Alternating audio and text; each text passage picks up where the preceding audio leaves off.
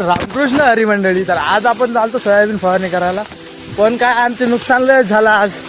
असं झालं आमच्या संग, ते फवारणारा सापडतच नाही, पण नळी वळणारा कसाच सापडत नाही.